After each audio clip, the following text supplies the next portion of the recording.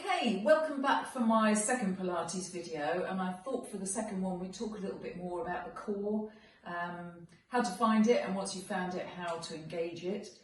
A lot of people think when we talk about the core that we just mean the tummy muscles, but your core is anything between your shoulders and your hips, and hips and glutes are quite an important part of the core. But actually for this part I am going to be talking about abdominals mostly. So we'll do a few floor exercises. Before we start the floor exercises, it's always a good idea to find neutral spine. So we're going to lie back with our knees bent up.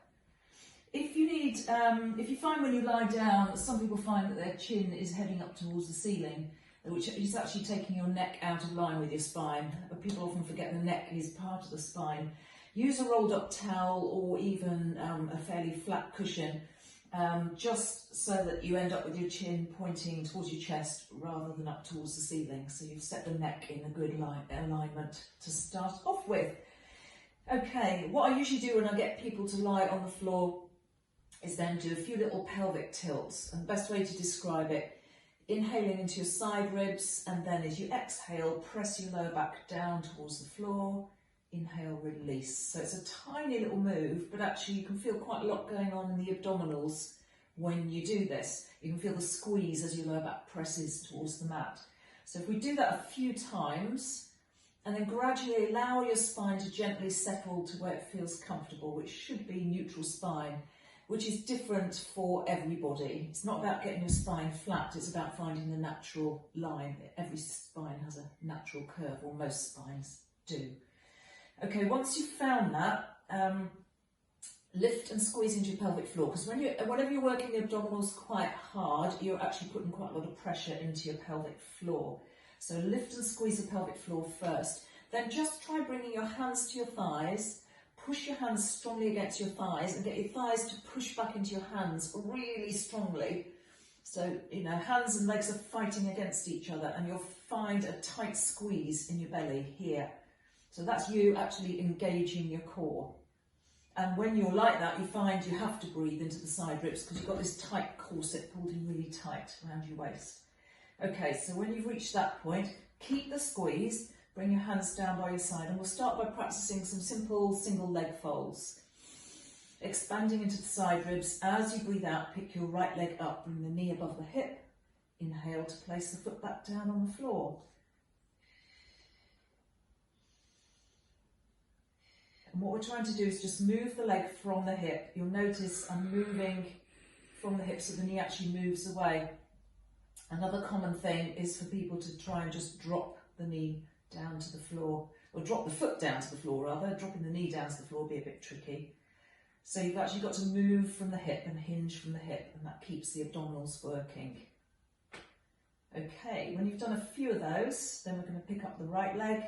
Then bring the left leg up to join it. Your abdominals are now going to work a little bit harder. If you find that pulls or hurts your back, just stay with lifting from the floor. Otherwise, we're going to tap now from the top down. So as you exhale, and again, notice how my knee moves away. So I'm maintaining that 90-degree angle in the legs. And you'll find that your spine wants to lift because your hip flexors are pulling on your lower back. Your abdominals are stopping your spine from lifting. They're supporting your spine. So that's why they need to be squeezed in nice and strong. You can advance this if you want to by extending the leg out into a single leg stretch. So that's one way to advance it. If that feels too strong, stay with the toe taps. I'll do two more.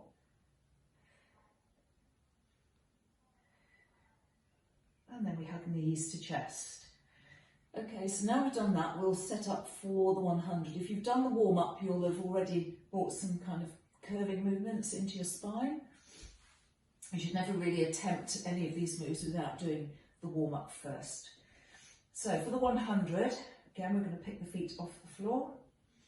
Take a breath. As you breathe out, touch into chest, curl up, reach the hands past the thighs, and start to pump the arms up and down. A bit like oars splashing the water. Imagining you're patting a dog. My cats aren't around now, otherwise I could have demonstrated on them. But basically we're inhaling for 5, exhaling for 5. You're supposed to do 10 rounds of breath. I've no idea how many I've done now. because I'm too busy talking. If you want to make it easier, bring the feet back down to the floor. If you want to make it harder, try extending the legs. You can start with the legs up to the ceiling first, then you can start to lower them, making sure that the belly doesn't dome. Keep pulling in nice and tight. Okay. You can always use, again, a cushion or something to support the back of the head. Make sure your ribs are pulling down towards your hips. I'm stopping to talk, but you keep going. And when you think you've done what feels like 10, if you're rubbish at counting like me, rest back, hug knees to chest, or take a full body stretch. Okay, after we've done those, it's quite nice to feel that we're stretching out the abdominals. So start again by bringing your knees up, heels close to the body, feet hip width and parallel. So your toes are pointing towards the front of the mat. You can always sneak a look and check. Okay, if you have any problems or issues with your lower back, carry on with a few little pelvic tilts here. Otherwise, take a breath, and as you're breathing in, push your feet firmly down to the floor, lift your hips and start to stretch your knees forward towards the front of the mat. So we get this lovely length down the front of the thighs as your spine is peeling off the mat, and then slowly roll your way back down. So you inhale to lift, didn't take long, and you exhale to lower.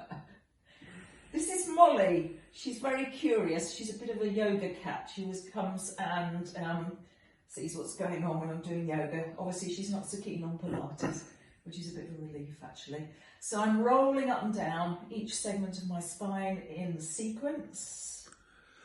And just come up to like a ski slope running down the front of the body. This is mobilising the spine as you work on strengthening your posterior chain, all the muscles that run up the back of the body.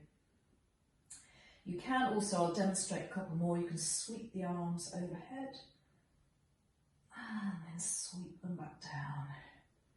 And that's a nice way to find a little more range of movement through tight shoulders. But my feet are always firmly pressing, and I'm trying to come down evenly and smoothly.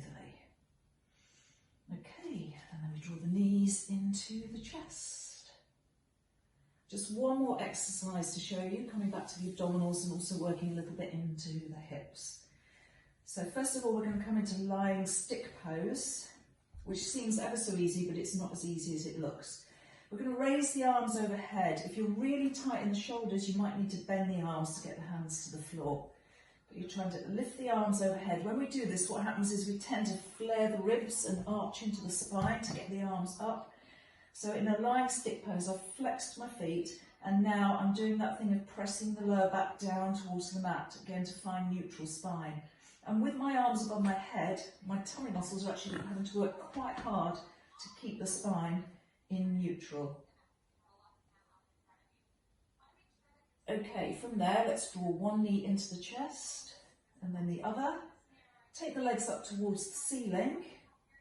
And first option, I would say, would be to bend the knees, and in this position, try the toe taps again, but it's harder because you've got your arms above your head. If you want to advance that, you can start to scissor the legs. Start by imagining you're skating your feet along the ceiling, and then gradually increase the move until you reach the point you can get to without your lower back lifting away from the floor. So you find the further you take the legs, the harder you have to work. Okay, so keep it going. I'd say try about 10 each side. Little breath of air as the legs go down. This is a really good way to practice your Pilates breathing. And then when you finish, draw your knees into your chest, hug them in, and take a breather. And that's it for now.